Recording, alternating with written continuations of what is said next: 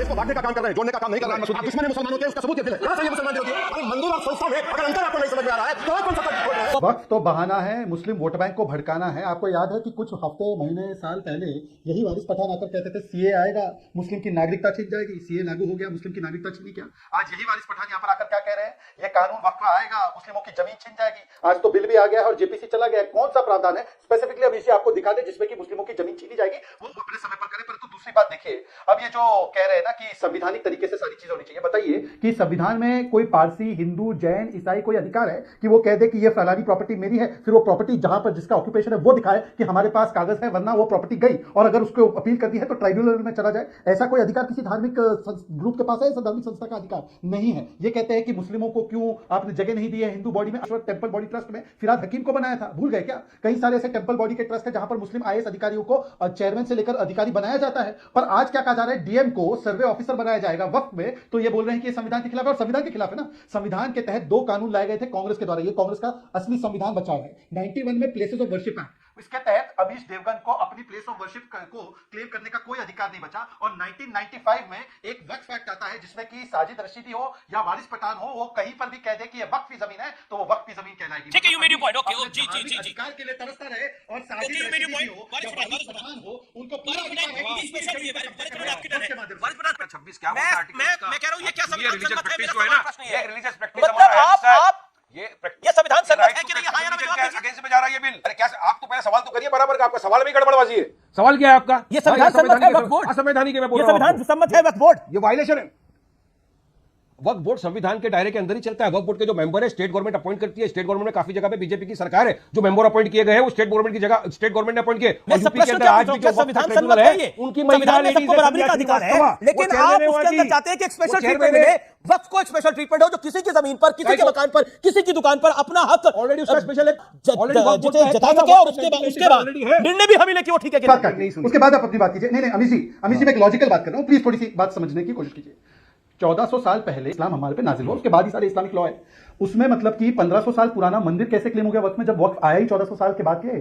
दूसरी बात, ताजमहल क्लेम कर दिया आपने मान्यवर, तो ताजमहल जब क्लेम कर दिया आपने कि सुन्नी वक्फ बोर्ड का है, तो जज ने पूछा कि बताओ कि शाहजहां का डॉक्यूमेंट मुमताज के लिए छोड़ा था या ये वारिस पठान के लिए छोड़ा था? तो वारिस पठान बता नहीं पाए डॉक्यूमेंट। फिर तीसरा आपने गुजरात में सूरत में म्युनिसिपल हेडक्वार्टर को क्लेम कर दिया, फिर आपने छत्तीसगढ़ तहसील ऑफिस को क्लेम कर दिया। अब ये रुकेगा कहां? ये लैंड ग्रैबिंग रुकेगा कहां भाई?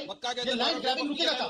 आज लैंड ग्रैबर्स, आप लैंड ग्रैबर्स के साथ हैं और ये लोग ग्रैबर्स के साथ है तो आप उसको केस करके हटाएगा। बीजेपी सरकार को सपोर्ट करना चाहिए, समरी पावर देना चाहिए कि ठीक है आपको समरी पावर दे दिया, लैंड केबर को हटाओ, जमीनों के ऊपर तो एक एक करके सबका रुख करना पड़ेगा। कुछ नहीं बोला, लेकिन वक्फ का एक्ट जो है उसको लेकर जब सरकार उसमें एक बदलाव की बात कर रही है तो उसको लेकर बवाल क्यों मच रहा है? क्या हक मारा जा रहा है आप लोगों का? आपको लग रहा है? पहली चीज अमीश भाई, बहुत डायलॉग सुने, कोई इस्लाम का, ये इस्लाम का मैटर है, कुरान का मैटर है, फलाना है और कोई इंटरफेयर नहीं कर सकता।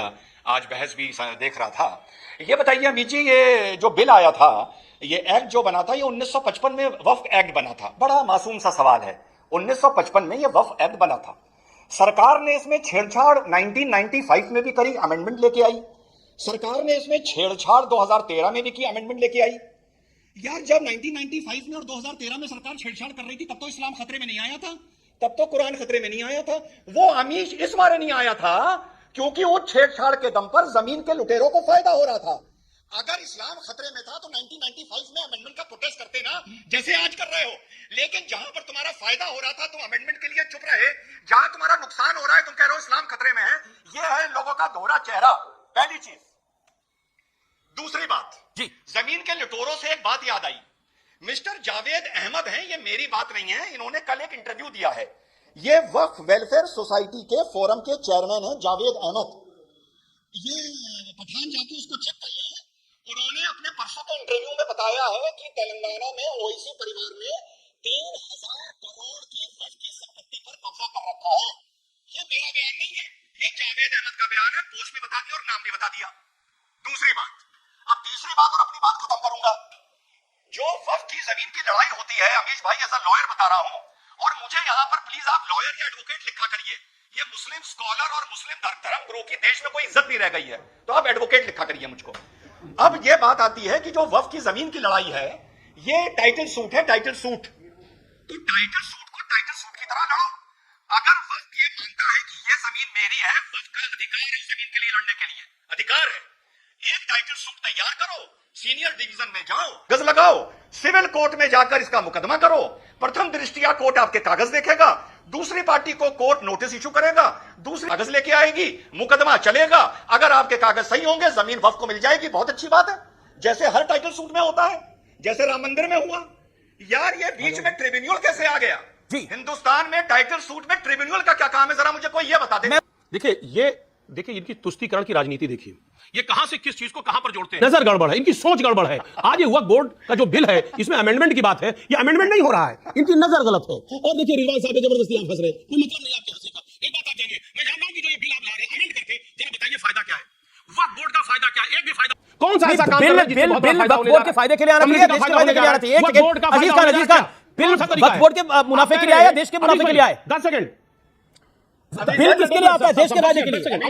अभी शहजाद ने कहा, ठीक है, आपके 40 सेकंड में रिजवान को कह देते 10 सेकंड, रिजवान में 10 सेकंड, रिजवान में 10 सेकंड। सुन ले सर, 10 सेकंड देते बात कर ले। मैं आपको मौका दे रहा हूं, अजीज भाई मौका दे रहा हूं आपको। रशीद साहब भी बचे हुए हैं अभी बोलने के लिए, बोलिए। अरे अजीज भाई बस आप इतना बता दो कि 1995 और 2013 में जब अमेंडमेंट आए थे, आपने विरोध क्यों नहीं किया था, बस इतना बता दो। ठीक है अजीज खान, जवाब अजीज खान जवाब। विरोध इसलिए नहीं किया था क्योंकि नियत ठीक थी। आज आपकी नियत ठीक नहीं है, मनसा ठीक नहीं है। आप क्या चाहते हैं? वो चाहते हैं नियत गलत है। वक्फ बोर्ड की जो संपत्ति है वो अपने मित्रों को देना चाहते हैं। वक्फ एक्ट से तो छेड़छाड़ कभी हुई थी ना? और सुनिए, नहीं तो वक्फ एक्ट से छेड़छाड़ तो कभी हुई थी? अरे सर सुन लेना, सर सुन लेना। अभी आपके आज भाई इसका मतलब आज अजीज खान साहब ये बोल रहे हैं कि ये नियत पर और एक प्रिजम्पशन के मारे विरोध कर रहे हैं और किसी तर्क के आधार पर विरोध नहीं कर रहे हैं, क्योंकि इनको लग रहा है नियत खराब है इसलिए ये विरोध कर रहे हैं। अरे मेरे भाई, ये कौन सा लोकतंत्र है जहां पर नियत का भी आपको पता चल जाता है अजीज भाई? देखिए की तरह 370 वाला स्टेटस क्यों चाहते हैं हम वक्फ बोर्ड के अंदर?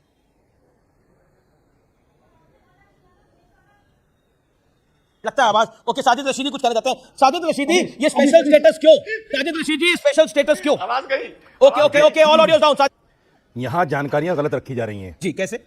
कुछ लोग ये कहते हैं कि साहब 1955 में एक्ट बना, 1955 में नहीं बना, वक्फ एक्ट बना है 1954 में, 1923 में बना, 1954 में बना। आपकी जानकारी गलत है। 1923 में कैसे बन जाएगा? बहुत बढ़िया। अरे क्या बात है, 1923 में कैसे बन जाएगा? 47 में तो देश आजाद हुआ, 47 में देश आजाद हुआ और 23 में वक्फ एक्ट बन गया। अरे चुप रहिए, मेरा नंबर है बोलने का, चुप रहिए। पैनलिस्ट को ये बता दीजिए कि जाके मुसलमान वक्फ एक्ट 1923 पढ़ लें, जो कह रहे थे आजादी से पहले एक्ट कैसे आ गया। भैया भारत को आजादी भी इंडिपेंडेंस एक्ट के तहत मिली थी। 1923 मुसलमान वक्फ एक्ट जाके पढ़ लेना, पहली चीज। अभी भाई ने कहा कि हम सर्वे नहीं कराना चाहते क्योंकि हमारी जमीन हड़प ली जाएगी। मेरे भाई, तुम हिंदुस्तान में सर्वे भी नहीं करने दोगे, तुम कागज भी नहीं दिखाओगे।